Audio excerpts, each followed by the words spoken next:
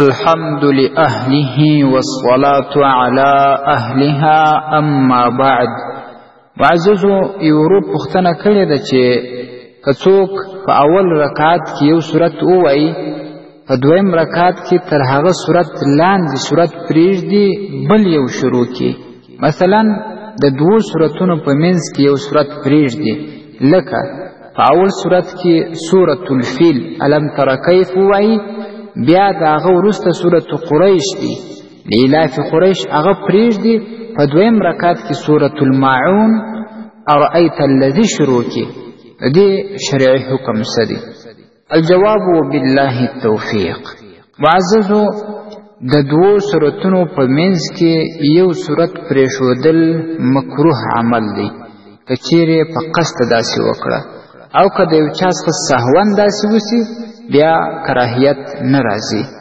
رد المحتار کې راځي یکره الفصل بسورة قصیره، د دوو سورتو په منځ کې یو سورت کوچنی سورت پرېښودل مکروه دی.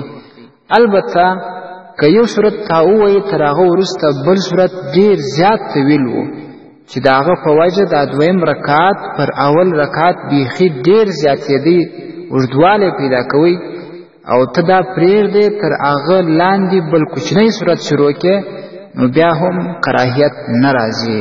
او که داسې صورت وي چې لږ تر هغه غټ په دویم رکعت کې لږ اوږدوالی راځي، بیا هم داسې عمل مکروه دی. رد المحتار اول جیل 380 صفحه. او په مراقب الفلاح کې د دې وجه دا لیکلې ده چې یو خو اعراض راځي چې تا دا یو صورت ولې پرېښوی چې تر هغه لاندې بل شروع کړې، او دویمه شبهه ده تفضیل راځي. مثال تا د یوه صورت ته پر هغه بل باندې ولې ترجیح ورکړه چې هغه یو صورت کې پرېښوی تر هغه لاندې بل پسې وایه، نو دغه د کراهیت وجه ده. مراقب الفلاح اول جیل 194 صفحه. همدا شان په امداد الاحکام کې راځي په اول جیل 640 صفحه کې. والسلام علیکم ورحمت الله وبرکاته. ستاسو د اسلامي پوښتنو جوابونکی مفتي حکیم الله صابر الحنفي صاحب.